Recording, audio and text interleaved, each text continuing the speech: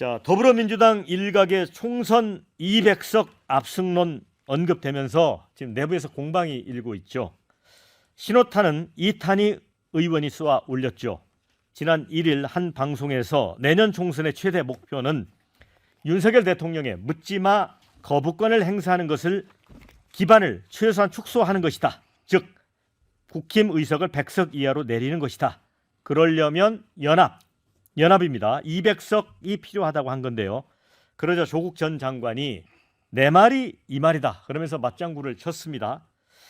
자, 조 전 장관은 지난 22일 페이스북에 200석은 대통령의 제2요구권 행사에도 법안을 통과시킬 수 있고 개헌, 대통령 탄핵소추까지 마음대로 할 수 있는 절대 의석이다.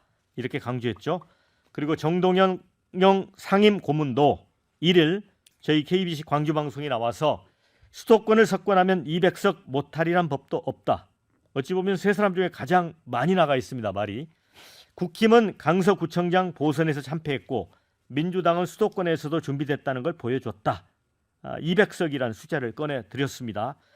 이거 민주당이 정말 오만해진 겁니까?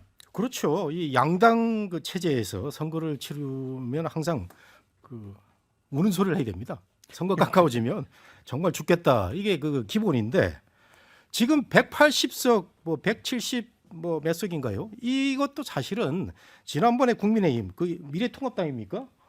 그 정말 제정신이 아닐 때 그 정말 어부지리로 그 먹은 그런 의석이거든요. 네. 지금도 좀 과대하다 이런 평가를 받고 있는데 이제 대통령이 일을 못하도록 200석을 뭐 해야 되겠다. 이거 의지는 좋아요. 근데 의지는 좋은데 이런 얘기를 쉽게 한다는 얘기가 벌써 자만하고 있다. 이런 얘기밖에 들리지 않는다는 거죠.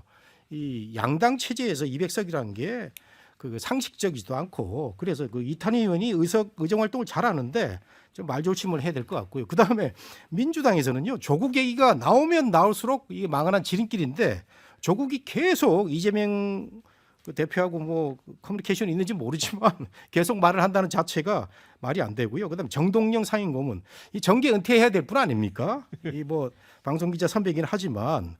대통령 후보를 하신 적도 뭐 오래됐고 근데 이게 너무 쉽게 또 이번에 나온다고 하는데 우리나라에서 이상하게 대통령 후보 한 사람들이 국회의원 또 나와요. 뭐 이런 점에서 민주당이 자만하고 있다.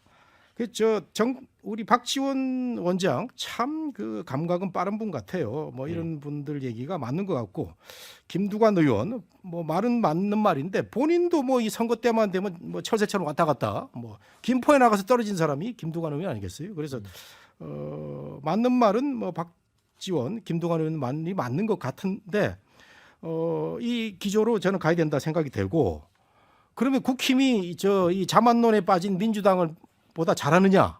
저는 아닌 것 같아요. 오늘 그 뉴스가 박병석 전 국회의장 의원이 이제 불출마. 네, 이런 거 보면은 됐죠. 말없이 민주당은 또 지금 그 개혁하고 있는 거 아닌가 이런 생각이 들어요. 우리 국힘에 보면은 이 충청권에 보면 뭐 정진석, 이명수, 사선옥 의원들 부산에 가면 전부 3, 4, 5선입니다. 네. 이런 분들이 박병석 의원의 이 물갈이론에 한번 동참해서 정말 국민들 위한 정치가 좀 있었으면 좋겠다 이런 말씀 드립니다. 김두관 의원이 가장 걱정이 많은 것 같습니다. 친명 안방, 비명 험지 방향 잡았다가는 민주당 100석도 건지지 못할 거다. 그런 얘기까지 했어요. 네, 상당히 좀 위기 의식을 느낀 것 같아요. 김두관 의원 하면은 이제 친명 핵심 의원으로 분류가 되거든요. 네. 근데 지금 이재명 대표 그리고 또 민주당 지도부에 대해서 쓴소리를 아주 뭐 기탄 없이 던졌어요. 4살 깎기 경쟁에 나서야 된다라는 얘기를 했는데 지금 이제 전반적으로 보면 민주당이 조금 느슨해진 건 사실인 것 같아요. 네. 그 이유는 첫 번째로 이재명 대표에 대한 구속영장이 기각이 됐지 않습니까? 예. 그러면서 상당히 좀 국민들의 지지를 받았죠. 그리고 두 번째로는 이제 강서구청장 보궐선거에서 압승을 했지 않습니까? 네. 그러면서 총선에서 승리가 사실상 확정되다시피 하는 그런 분위기, 그리고 국민의힘 참패가 거의 확정되다시피 하는 그런 분위기에서 좀 안일해진 것 같은 그런 느낌이 들어요. 반면에 지금 국민의힘 같은 경우는 이대로 가면은 완전히 총선에 참패한다. 총선에 참패하면은 윤석열 대통령 같은 경우 식물 대통령 예. 되고 그리고 정권도 뺏긴다라는 이제 그런 위기감 때문에 결국 이제 혁신위를 구성을 했지 않습니까? 그리고 지금 최근에 보여주는 행보를 보면은 이슈를 지금 주도하고 있는 거는 사실인 것 같아요. 그게 좋은 정책이든 나쁜 정책이든 그리고 뭐 쇄신 경쟁에도 지금 상당히 좀 나서고 있는데 여기에 비해서 지금 민주당 같은 경우는 거꾸로 좀 이 부분에 있어서 주도권을 뺏기고 있는 것 아니냐 이런 상황에서 뭐 200석 우는 물론 뭐 지금 이탄 의원 같은 경우는 민주당 200석은 아니다. 지금 전체 야권 200석을 얘기했는데 좀 왜곡이 됐다라고 얘기하지만 국민들이 느낄 때는 상당히 이 부분에 대해서는 좀 오만하게 느낄 가능성이 커요. 지금 윤석열 대통령에 대해서도 사실 강서구청장 보궐선거에서 엄청나게 국민들이 무거운 회초리를 든 거 아닙니까? 그 이유는 오만한 권력이기 때문에 그런 거 아닙니까? 윤석열 대통령이 0.7%로 대통령 됐어요. 24만 표 차로. 근데 실제로 대통령 국정 운영을 보면 완전히 제왕적 그런 대통령의 국정을 했기 때문에 지금 국민들이 사실은 강서구청장 보궐선거에 심판을 했기 때문에 민주당 같은 경우 지금 뼈를 깎는 그런 쇄신 경쟁에서 반드시 이겨야 된다.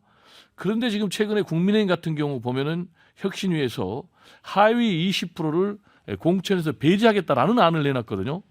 근데 지금 민주당 같은 경우는 현행 공천 기준을 보면은 하위 20%를 감산하겠다라는 거거든요. 예. 20% 그럼 이건 엄청난 차이가 있잖아요. 국민의힘은 하위 20%를 아예 공천 배제하는데, 예. 근데 민주당 하위 20%다 살려주고 20%만 감산하겠다. 이러면 무조건 지는 거예요. 그러면 민주당 같은 경우 어떻게 해야 되느냐? 더 크게 나가야 되는 거예요. 오케이, 하위 20% 공천 배제. 그럼 우리는 하위 30% 공천 배제하겠다. 그러려면 어떻게 해야 되겠습니까? 지금 시스템 공천 때문에 이러지도 저러지도 못해요. 그러면 과감하게 시스템 공천을 뛰어넘는 공천. 그럼 그 공천이 뭐냐? 다시 말씀드리지만은 공천 혁명에 가까운 그런 대대적인 물갈이를 통해서 국민들의 마음을 잡아야 된다. 그렇지 않으면은 200석 우는 이런 식으로 계속 가면은 내년 총선에서 거꾸로 참패하는 뜻밖의 그런 결론도 나올 수 있다라는 좀 경고를 강력하게 얘기를 하고 싶습니다. 민주당은 승자의 저주에 빠진 게 확실해 보입니다. 최근 이런 워딩들을 보면 이재명 대표 구속영장 기각되고 보궐선거 승리한 이후에 완전히 승자의 저주에 빠져서 지금 혁신, 쇄신, 국민의 요구를 무시하고 있는 것으로 보이고요. 200석을 하겠다는 건 뭐 이탄희 의원 같은 경우에는 말을 한 이후에 나의 말을 곡해하고 있다. 나는 연합을 얘기한 거다. 결국 이렇게 주워 담긴 했는데 결국 200석이 상징하는 게 국회에서 입법 독주를 하겠다는 얘기거든요. 뭐든지 다 할 수 있는 모든 상임위를 다 과반을 차지하고 200석 거부권을 행사해도 다 마음대로 하겠다. 이걸 상징하는 거예요. 그러니까 200석을 갖고 정권을 무력화하고 우리가 원하는 법안을 마음대로 통과시키겠다는 겁니다. 이거는 협치를 해서 어떻게 우리나라 좀 더 이롭게 하고 여야가 대화를 하겠다 이런 의지가 없는 거예요. 우리가 하고 싶은 걸 다 하기 위해서 의석이 필요하다는 이 말밖에 안 되고 과거에 민주당이 지난 총선에서도 180석을 했습니다. 180석도 어마어마한 숫자죠. 근데 180석을 얻은 다음에 어떤 걸 했죠? 국가를 위해 어떤 개혁을 했죠? 국민들이 과연 21대 국회에서 기억나는 게 있으실까요? 검수완박밖에 없습니다. 저는 이런 걸 되풀이하지 않아야 한다고 보고요. 87년 체제가 들어선 이후에 200석을 한 정당은 없습니다. 총선에서. 그만큼 국민들이 현명하게 투표를 하시고 국민들이 견제와 균형을 할 수 있는 의석수를 배분하고 있고 오만한 정당은 심판하고 있다는 걸 보여주는 건데요. 저는 이재명 대표가 좀 더 쇄신을 하고 나가야 하는데 아마 방탄 공천을 해야 할 수밖에 없어요. 이재명 대표는 지금 재판을 계속 받고 있고 앞으로 요소마다 방탄을 할 자신들의 어떤 의원들이 필요합니다. 방탄 전사가 필요한데 누가 진정 나에게 그렇게 해줄지 어떤 사람을 택할지 이게 고심을 하는 대목이에요. 그렇기 때문에 누구를 쉽게 컷오프하기도 쉽지 않고 공천 상대를 찾기도 쉽지 않을 겁니다. 그 방탄 공천을 해야 하기 때문에 공천 시점이 늦어지고 쇄신이 늦어질 것이다. 저는 이렇게 봅니다. 좀 제가 볼 때는 좀 반론을 해야 될 것 같아요. 팩트를 왜곡을 하는. 짤막하게. 예. 예. 지금 오만한 사람은 윤석열 대통령이에요. 음. 지금 민주당 같은 경우는 계속 핍박당하고 강서구청장 보궐선거에서 정권 심판론 기조 때문에 국민의힘으로 이긴 거 밖에 없거든요. 실제로 봐봐요. 왜 오만하냐? 지금 국회에서 해임 건의안 장관 2명에 대해서 또 국무총리에 대해서 근데 다 이걸 깔아뭉개고 있잖아요. 이거는 지금 윤석열 대통령의 국정운영 오만하게 한 거예요. 그리고 법안에 대해서도 국회가 통과시켰는데 이걸 윤석열 대통령이 간호사법 그리고 또 양국관리법 다 거부를 했잖아요. 이거는 완전히 국회를 무시한 오만한 국정운영을 하고 있는 거예요. 그리고 인사도 완전 엉망으로 가고 있잖아요. 그리고 마지막으로 대화 얘기를 했는데 제1야당 대표를 지금 1년 6개월도 안 만나고 있잖아요. 그래서 저는 오만한 국정운영을 하는 사람은 민주당이 아니고 윤석열 대통령이다라는 팩트를 네. 좀 말씀드립니다. 네, 보고한 박- 거 이후에 말씀을 드린 겁니다. 네, 자 박원석 의원님 뭐, 의정 경험이 있으시니까 네. 제 기억으로는 여러 선거에서 이렇게 이제 옛날에 새누리당 때도 그랬고요. 그다음에 이해찬 전 대표는 뭐 20년 집권론도 얘기했지만 제가 알기로는 100년 집권론까지 뭐 이 얘기를 했던 것 같은데 정권 빼앗겨 버렸잖아요. 이런 것들이 이게 맞은 적이 있어요? 뭐다 쓰잘데기 없는 얘기고요. 네. 지금 뭐 양쪽 다 찍고 싶지 않아요. 솔직한 마음으로 국민들 생각은 그 뭐 누가 누구한테 오만 얘기하고 누가 누구한테 뭐 이 쇄신이 부족하다 이렇게 얘기할 계제가 아니라고 보고요. 이탄희 의원이 얘기했던 취지는 선거제도를 지켜야 된다 이 얘기를 아마 해서 이제 연합 200석 얘기를 했던 것 같은데 조금 확대 해석이 되는 것 같아요. 근데 거기에 이제 뭐 덩달아서 뭐 정동영 뭐 이런 분들이 얘기하는데 별로 의미 없는 얘기고 선거 앞두고 이제 그런 얘기 하는 거 별로 좋아하지 않죠. 2016년도에 예. 그 진박공천 전에 예. 180석 한다고 당시에 새누리당이 큰 소리 예. 뻥뻥 치다가 엉망진창됐잖아요. 때문에 이제 그런 거는 정치권에서 좀 자중자애하는 게 좋다 이렇게 생각하고 결국 이제 쇄신 혁신 뭐 이런 경쟁이 이제 일어날 텐데 그조차도 명분은 그럴싸하게 쇄신 혁신을 갖다 붙이지만 이를테면 영남권 지금 새누리당 같죠 국민의힘 같은 경우에 다선 중진들 다 뺀다 치고 근데 그분들 서울에 재배치하는 게 쇄신입니까? 예. 그분들 서울에 경쟁력이 없고 서울 사람들이 죄졌어요. 거기서 3선 4선 뭐 아무것도 하는 거 없는 사람들을 데려다가 여기서 그 찍어주게 그 자체도 현실성이 없는 얘기고 그리고 거기에 누구를 그럼 박을 거냐 소위 말하는 국민의힘의 양지에 이게 핵심이잖아요.